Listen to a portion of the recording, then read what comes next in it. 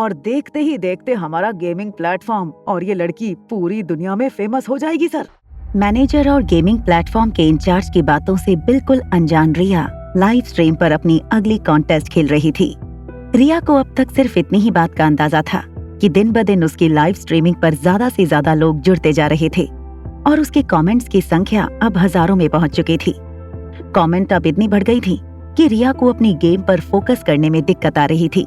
यहाँ तक कि रिया ने अब आने वाली कमेंट पर इंटरैक्ट करना भी छोड़ दिया था ताकि वो अपनी गेम पर फोकस रख सके। जब 2 घंटे बाद रिया ने फिर से अपने अकाउंट पर नजर डाली तो रिया को एक जोर का शॉक लगा। 2 घंटे के अंदर रिया के फॉलोअर्स 5 लाख से बढ़ गए थे।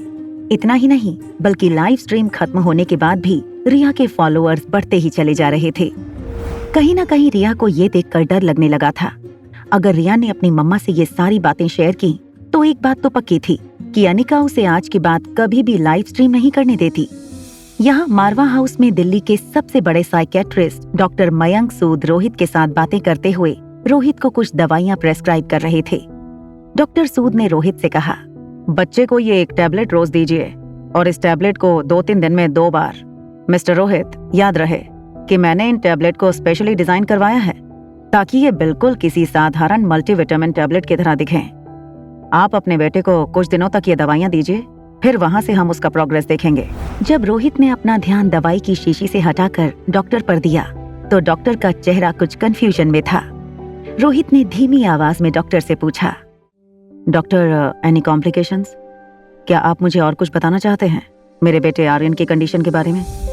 देखिए, मैंने आपके बच्चे से जब बात की तब वो बिल्कुल ठीक लग रहा था, मानो जैसे कोई नॉर्मल बच्चा हो। मैं तो ये कहूंगा कि वो बाकी 6 साल के बच्चे से काफी ज्यादा ब्राइट और स्मार्ट लड़का है। मगर जिस तरह का बिहेवियर आपने अकेले में अपने बेटे के साथ नोटिस किया है, I am a little worried. ये कंडीशन आगे और ज्यादा खराब हो सकती है। ठीक है, मैं ख्याल रखूंगा कि आने वाले कुछ दिनों तक आर्यन ये टैबलेट मिस न करे।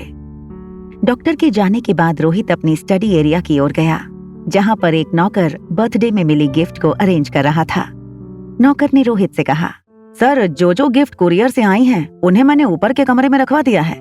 कई सारे बिजनेसमैन और बिजनेस एसोसिएट ने आपको विश करते हुए फूलों का गुलदस्ता भी भेजा है और मिस्टर सनी ने खास कहा है कि ये घड़ी जो उन्होंने आपके लिए गिफ्ट दी थी वो याद से आपके सामने रख दूं। और सर, ये स्कार्फ ये डॉक्टर शालिनी ने दिया है। स्कार्फ को देखते ही रोहित ने अपना मुंह दूसरी ओर घुमा लिया और अपने चेहरे पर हाथ फेरते हुए नौकर से कहा, बाकी सारी चीजें तुम स्टोरेज रूम में रख दो। वो सनी की घड़ी मेरे बेडरूम के ड्रॉर में रख दो और उस स्कार्फ का एक काम करो, अभी सर्दी आने वाली है, वो स्कार्फ तुम्हें ठंडी हवा से बचाएगा, उसे तुम ही रख लो। नौकर स्कार्फ को देखते हुए खुश हो गया और वहाँ से चला गया। आसपास पड़ी गिफ्ट के बॉक्स देखते हुए रोहित के मन में सिर्फ एक ख्याल आ रहा था कि आखिर अनिका रोहित के लिए कोई गिफ्ट क्यों नहीं लाई थी? क्या वो भूल गई थी या फिर शायद अनिका रोहित को कोई गिफ्ट देना ही नहीं चाहती थी? रोहित निराश होकर स्टडी रूम में चला गया। आर्यन के बेडरूम में जाकर रोहित ने दवाई की शीशियां आर्यन की स्टडी टेबल पर रखकर कहा, ये कुछ विटामिन की गोलियां हैं, इन्हें रोज लेना, कभी भूलना मत, नेवर स्किप। ये दवाइयां मैं नहीं खाऊंगा। इन्हें लेने में तुम्हें प्रॉब्लम क्या है? ये तुम्हारे लिए अच्छा है। जो न्यूट्रिशन तुम्हें खाने से पूरा नहीं मिलेगा वो इस दवाई से पूरा हो जाएगा। आर्यन रोहित की ये बात सुनकर मन ही मन सोचने लगा। फिर थोड़ी देर बाद अपनी किताब बंद करके रोहित की ओर देखकर आर्यन ने रोहित से पूछा, क्या ये दिमाग की शक्ति बढ़ा सकती है? विटामिन का तो काम ही है कि वो शरीर के हर रंग की ताकत बढ़ाए और दिमाग काम ही करता है। शरीर को मिले न्यूट्रिशंस के आधार पर इसका मतलब साफ है कि ये टैबलेट दिमाग की शक्ति बढ़ाता है। आर्यन ने दोनों बोतल को रोहित की ओर हल्के से ढकेलते हुए रोहित से कहा, फिर तो इन टैबलेट्स की जरूरत आपको ज्यादा है। मुझे क्यों इसकी जरूरत होगी? तुम जानते हो मेरा IQ कितना हाई है। ह्यूमन ब्रेन का हाईएस्ट IQ 301 है और मेरा IQ लेवल लगभग 290 के पार है। हो सकता है कि आपका IQ दुनिया में सबसे शानदार हो, मगर मैं आपसे एक बात कहूँ, आपका EQ दुनिया में सबसे पुअर है, क्योंकि आपके अंदर इमोशंस नाम की कोई चीज ही नहीं है। आज भी आपने मम्मा को हर्ट किया क्योंकि आपके अंदर इमोशंस की कमी है। जब से रिया ने आर्यन से कहा था कि आज मम्मा डैड को सब कुछ सच बता देने वाली हैं, आर्यन ने अपनी रीयूनाइटेड फैमिली के सपने देखना शुरू कर दिया था। मगर जब अपना सपना अचानक ही आर्यन को टूटते हुए नजर आया तो आर्यन ने मन में एक बात तय कर ली कि जरूर डैड ने ही मॉम को फिर से हर्ट किया होगा, जिसकी वजह से मॉम ने अपना इरादा बदल दिया था। नन्हे से आर्यन ने दवाई की शीशियां टेबल पर पटक कर रोहित से कहा, ये दवाइयां बिना भूले रोज लीजिएगा। ये कहते हुए आर्यन अपने बेडरूम की बालकनी में चला गया। आज आर्यन के इस बिहेवियर से कहीं न कहीं रोहित को ऐसा लग रहा था कि काश उसकी जिंदगी में बिल्कुल रिया जैसी ही एक बेटी होती। जैसे ही ये ख्याल रोहित के मन में आया, रोहित अपने आप पर हैरान हो गया था। जो ख्याल कभी जिंदगी में उसे नहीं आया था, वो सिर्फ एक बार उस छोटी सी बच्ची को मिलने के बाद उसके मन में कैसे आ सकता था। अचानक ही रोहित का ध्यान उसके हाथ में पकड़ी हुई दवाई की शीशी पर गया। बिना सोचे समझे रोहित ने शीशी में से एक टैबलेट निकाल कर निगल ली। दवाई की वजह से रोहित को थोड़ी सी नींद आने लगी थी। कहीं न कहीं अनिका की बेटी का चेहरा और उसकी बातें रोहित के दिमाग से निकल नहीं रही थीं। तभी उसे लिटिल एंजल की याद आई। रोहित को याद था कि लिटिल एंजल को उसे फॉलो करना था और उसकी गेम को सपोर्ट करना था, मगर जब उसने अकाउंट ओपन करके देखा तो ये जानकर रोहित निराश हो गया कि आज की लिटिल एंजल की लाइव स्ट्रीम उसने मिस कर दी थी। तभी अचानक रोहित को एक बात स्ट्राइक हुई। आज अनिका की बेटी रिया बार बार अपनी ड्रेस को दोनों हाथों से पकड़कर अपनी टांगे जरा सी नीचे करके सर झुकाकर रोहित से कहती थी, I am just like an angel. कहीं न कहीं लिटिल एंजल का नाम पढ़कर फिर से रोहित को रिया की याद आने लगी थी। दवाई की वजह से रोहित को नींद जरूर आ रही थी, मगर रिया की याद उसे सोने नहीं दे रही थी। रोहित बार बार अपने फोन को टैप किए जा रहा था। टैप करते हुए अचानक ही रोहित के फोन में उसका सोशल मीडिया अकाउंट ओपन हो गया, जिस पर सनी ने रोहित को एक मैसेज भेजा था, did you like my gift. अब फिर से जब रोहित को गिफ्ट की याद आई तो बार बार रोहित के दिमाग में बस एक ही सवाल रिपीट होने लगा, आखिर अनिका उसके लिए कोई गिफ्ट क्यों नहीं लाई। रोहित का ये ख्याल अब उसे इरिटेट करने लगा था। रोहित ने आज के दिन डिसाइड किया था कि वो ऑफिस का कोई काम नहीं करेगा, क्योंकि आज उसका बर्थडे था और आज वो कुछ वक्त अपने बेटे के साथ और कुछ वक्त अपने आप के साथ गुजारना चाहता था। बेटे के साथ वक्त गुजारने की कोशिश में आज रोहित बुरी तरह फेल हो चुका था। गेमिंग प्लेटफॉर्म का सुपरवाइजर अभी अभी अपने घर पहुंचा था। तभी अचानक उस इंचार्ज का फोन आया। जैसे ही सुपरवाइजर ने फोन उठाया, टेंस आवाज में इंचार्ज ने उससे कहा, सर जल्दी से सोशल मीडिया अकाउंट चेक कीजिए। सुपरवाइजर ने अपना सोशल मीडिया अकाउंट खोल कर देखा। अकाउंट चेक करते ही वो चौंक गया कि अब एक नया हैशटैग सोशल मीडिया अकाउंट पर ट्रेंड होने लगा था, little angel is fake, fantastic princess is real. Fantastic princess एक लाइव स्ट्रीमर थी जो इस साल गेमिंग ऐप के साथ रजिस्टर हुई थी, मगर ये फैंटास्टिक प्रिंसेस नाम की मेंबर उनकी गेमिंग सेक्शन में एक्टिव नहीं थी, बल्कि एंटरटेनमेंट चैनल में काफी एक्टिव थी। आज उसकी लाइव स्ट्रीम में किसी ने जब उसे लिटिल एंजल पर अपनी कमेंट देने को कहा, तब फैंटास्टिक प्रिंसेस ने उसका जवाब देते हुए कहा, लिटिल एंजल जो कर रही है वो एक बहुत बड़ा स्कैम है। अगर वो सचमुच इतने पावरफुल खानदान की होती तो अपना चेहरा इस तरह सोशल मीडिया पर कभी नहीं दिखाती, और ये तो सिर्फ 6 साल की बच्ची है। मैं खुद जबकि इतनी बड़ी हो गई हूँ, लाइव स्ट्रीमिंग करने के लिए मुझे अपनी फैमिली से कितनी फाइट करनी पड़ती है वो मैं ही जानती हूँ। सुपरवाइजर ने कुछ देर सोचने के बाद फोन पर इंचार्ज से कहा, मुझे लगता है ये जो प्रिंसेस लड़की उस छोटी सी बच्ची पर इल्जाम लगा रही है वो बस खुद की पॉपुलैरिटी बढ़ाना चाहती है। ये फैंटास्टिक प्रिंसेस ने रिसर्च की होगी कि इस वक्त टॉप ट्रेंडिंग में कौन चल रहा है। जब उसकी नजर लिटिल एंजल पर पड़ी होगी तो उसने सोचा होगा कि ये तो काफी आसान शिकार है, क्यों ना इस पर थोड़ा सा कीचड़ उछाल कर अपनी पॉपुलैरिटी बना ली जाए। एक काम करो, तुम इस फैंटास्टिक को एक वार्निंग इशू कर दो। इंचार्ज ने सुपरवाइजर से कहा, ठीक है सर, मैं समझ गया। मुझे पता है कि लिटिल एंजल इस साल की हमारी सबसे प्रॉमिसिंग लाइव स्ट्रीमर है, और इतना ही नहीं, वो सिर्फ एक 6 साल की बच्ची है। एक 6 साल की बच्ची झूठ कैसे बोल सकती है? सर, हमें ध्यान रखना होगा कि ये फैंटास्टिक जैसे लोग इस नन्ही बच्ची की पॉपुलैरिटी को मिट्टी में ना मिला दें। मल्होत्रा हाउस। मामा, आज मैंने डैडी को फेसबुक पर ऐड किया है, क्या कहूँ मैं उनसे? जब रिया ने देखा कि अनिका गहरी नींद में सो चुकी थी, तब थोड़ी देर कुछ सोचकर खुद ही रिया ने रोहित मारवा को मैसेज लिखा। रोहित मारवा, जो इस वक्त दवाई की हालत में अनिका पर चिढ़ा हुआ था, कहीं न कहीं अनिका के एक मैसेज का इंतजार कर रहा था। तभी अचानक उसके सोशल मीडिया अकाउंट पर एक नोटिफिकेशन फ्लैश हुआ और नोटिफिकेशन पर टैप करते हुए इनकमिंग मैसेज पढ़ा। मैसेज में लिखा था, डैड आर यू अस्लीप? अचानक ये मैसेज पढ़कर रोहित के हाथ से उसका मोबाइल छूट गया। रिया के इस मैसेज को देखकर अचानक ही रोहित को गुस्सा आ गया। दवाई का असर अब रोहित को ज्यादा लगने लगा था कि आखिर इस मैसेज का क्या मतलब हो सकता था। उस बच्ची ने आखिर रोहित को अपना डैड क्यों बुलाया था? रोहित चाहता था कि अनिका उसकी जिंदगी में आए, मगर अपनी बच्ची रिया के बिना। रोहित ने अपना फोन उठाकर रिया को रिप्लाई देना शुरू किया, do not call me your father. Riya को ये मैसेज भेजते हुए रोहित ने रिया के अकाउंट को अपने अकाउंट पर मैसेज भेजने से ब्लॉक कर दिया। जब रिया ने रोहित का मैसेज पढ़ा तो रिया अपने मुंह पर हाथ रखकर जोर से हंसने लगी। अपनी हंसी को कंट्रोल करते हुए रिया ने अपने डैडी को मैसेज करते हुए लिखा, क्या आप मेरे डैडी नहीं बनना चाहते? जैसे ही रिया ने ये मैसेज रोहित को भेजा, रिया की स्क्रीन पर एक पॉपअप फ्लैश होने लगा, the person you are trying to contact is not available. Riya ये मैसेज पढ़कर हैरान हो गई।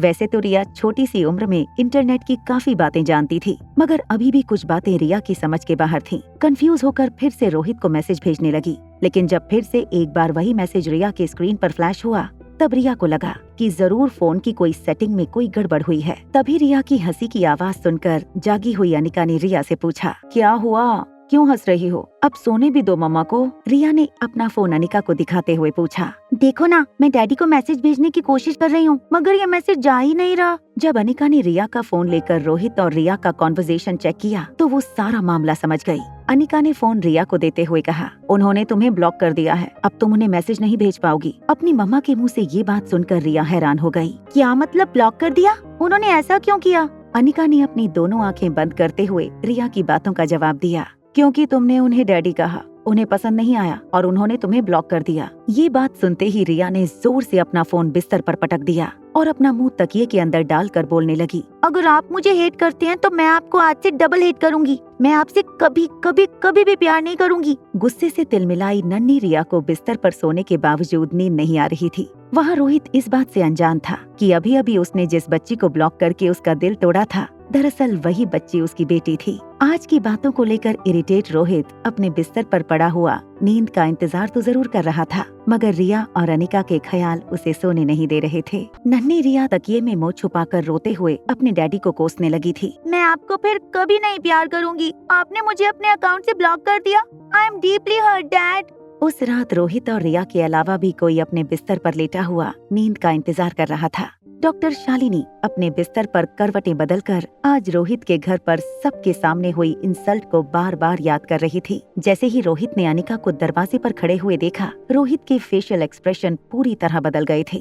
आमतौर पर जब भी हॉस्पिटल में रोहित शालिनी से मिलता था, तब बड़े ही फॉर्मली शालिनी के साथ हाय हेलो करता था। रोहित, अनिका, रिया और आर्यन की तस्वीर जब भी शालिनी की आंखों के सामने आती थी, शालिनी को वो चारों एक कंप्लीट फैमिली के रूप में नजर आने लगे थे। इस बात से शालिनी की नींद उड़ गई थी और वो अपने बिस्तर पर करवटें बदल बदल कर अपने दिमाग से इन बातों को निकालने की कोशिश कर रही थी। अगले दिन संडे था। शालिनी सुबह सुबह तैयार होकर रोहित मारवा के घर पहुंच गई। तभी एक सिक्योरिटी गार्ड शालिनी की कार के पास आया और शालिनी से पूछने लगा, hello doctor Shalini, good morning, क्या आपके पास अपॉइंटमेंट है? देखिए, मुझे लगता है जरूर कुछ मिसअंडरस्टैंडिंग हुई है। I don't think mister Rohit ने ऐसा कुछ कहा होगा। अब सिक्योरिटी गार्ड खुद ये कहते हुए शर्मिंदगी महसूस कर रहा था, मगर किसी तरह उसे अपनी ड्यूटी निभानी थी, इसलिए हिम्मत इकट्ठा करके उसने शालिनी की बात का जवाब देते हुए कहा, नहीं, मिस्टर रोहित मारवा ने पर्सनली इंस्ट्रक्शन दिए हैं कि डॉक्टर शालिनी को बिना अपॉइंटमेंट के अंदर आने जाने ना दिया जाए। सिक्योरिटी गार्ड की ये बात शालिनी के कानों पर पड़ते ही शालिनी ने गाड़ी को रिवर्स गियर में डालकर जोर से एक्सीलेटर दबा दिया। स्पीड में गाड़ी चलाती हुई शालिनी की आंखों में बदले की भावना साफ नजर आने लगी थी।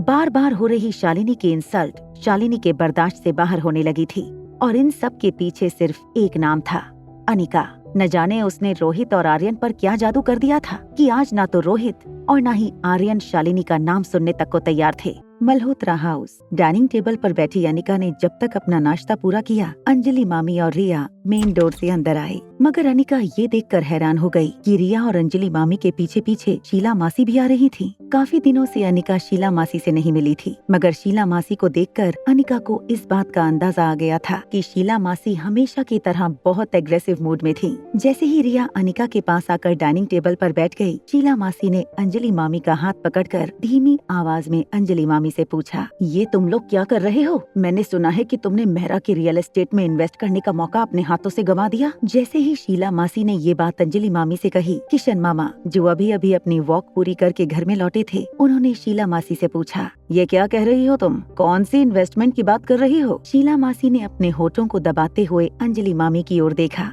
आंखों ही आंखों में शीला मासी ने अंजलि मामी से ये कहा था कि अब तुम इतनी इम्पोर्टेंट बातें अपने पति से भी छुपाने लगी हो? शीला मासी ने फिर किशन मामा की ओर देखकर कहा, मुझे लगता है ये बात तुम्हारी पत्नी ही तुम्हें बताए तो बेहतर होगा। अनिका ने रिया को अपने हाथ में उठा लिया और अंजलि मामी की ओर चलने लगी। अंजलि मामी के चेहरे से ये साफ पता चल रहा था कि इस वक्त अंजलि मामी काफी कंफ्यूजन में थी। अंजलि मामी ने किशन मामा को पूरी बात समझाई। एक्सप्लेनेशन सुनने के बाद शीला मासी ने तुरंत ही किशन मामा से कहा, क्या तुम्हें लगता है कि मेहरा परिवार को पैसों की या इन्वेस्टर्स की कमी है? मार्केट में कई सारे इन्वेस्टर्स उनके पीछे पड़े थे हाथ में पैसे लिए, मगर मेहरा परिवार ने सबको रिजेक्ट कर दिया था। वो किसी भी ऐरे गहरे के साथ काम नहीं करना चाहते थे। मेहरा खानदान ने ये मौका रायचंद परिवार को दिया था। ऐसा मौका अपने हाथ से जाने देने का क्या मतलब था अंजलि? अगर तुम्हारी भाभी इतने बड़े मौके के बदले में तुम्हें थोड़ा बहुत सुना देती हैं, तो तुम क्या इतने बड़े प्रॉफिट के बदले में थोड़ी सी बेइज्जती नहीं बर्दाश्त कर सकती थी? अपनी भाभी के थोड़े से ताने सुनकर इतना बड़ा प्रॉफिट खड़ा कर सकती थी, मगर नहीं, तुम्हें प्रॉफिट और बिजनेस से ज्यादा प्यारा अपना ईगो है। देखो किशन, इतना बड़ा प्रॉफिट करने का मौका किस तरह तुम्हारी बीवी ने अपने हाथ से जाने दिया? क्या तुम अभी भी कुछ नहीं कहोगे अपनी बीवी को? किशन मामा ने अपने दोनों हाथ अपनी कमर पर रख लिए और बड़े ही हताश चेहरे से वो जमीन की ओर देखने लगे। किशन, तुम्हें अपनी पत्नी के इंसल्ट के लिए इतना बुरा लग रहा है तो फिर कभी तुमने सोचा है कि मल्होत्रा फार्मेसी के लिए मैंने आज तक कितनी इंसल्ट और ह्यूमिलिएशन का सामना किया है? मुझे पता है शीला,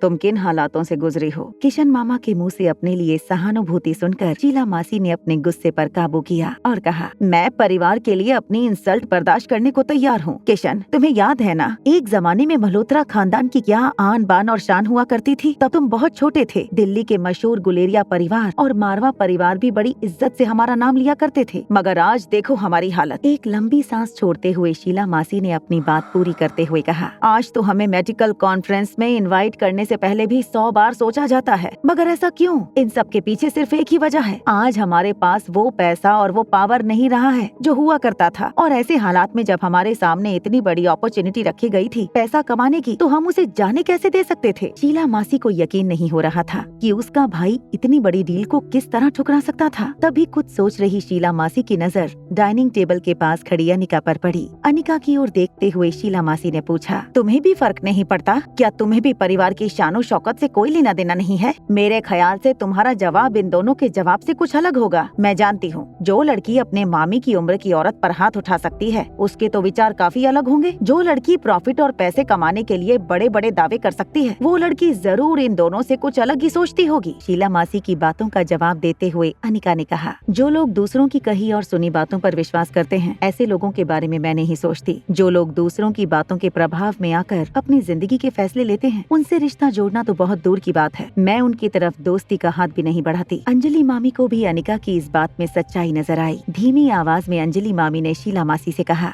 देखो, और सबसे बड़ी बात तो ये है कि हमने किसी ईगो में आकर वो बिजनेस डील ठुकराई नहीं है। शीला, इस वक्त ये कहना भी बहुत मुश्किल है कि रियल एस्टेट का बिजनेस आगे चलकर प्रॉफिटेबल होगा या लॉस मेकिंग होगा। किशन मामा, अंजलि मामी और अनिका को एक जैसी बातें करते सुनकर अचानक ही शीला मासी को हंसी आने लगी। हंसते हुए शीला मासी ने किशन मामा और अंजलि मामी से कहा, वाह, आप दोनों का अंधा प्यार तो गजब का निकला। न सिर्फ आप एक दूसरे को अंधा प्यार करते हैं, मगर कल की आई इस बच्ची पर भी उतना ही प्यार और उतना ही भरोसा हो गया आपको कि आपको लगता है कि जो प्रॉफिट आपको रियल एस्टेट बिजनेस नहीं दे सकता, वो प्रॉफिट ये 25-26 साल की लड़की आपको करके दे देगी। बच्चों को प्रोत्साहन देने की भी एक लिमिट होती है। अगर हद से ज्यादा प्यार देकर बच्चों की जिद पूरी की जाए तो एक दिन अपने हाथ लिए डिसीजन पर पछताओगे आप लोग। ये याद रखना। आपको क्या लगता है, आपने जो पैसा अनिका को दिया है मार्केट में लगाने के लिए, वो रातों रात दुगना हो जाएगा? शीला मासी की ये बात सुनकर किशन मामा हैरान हो गए।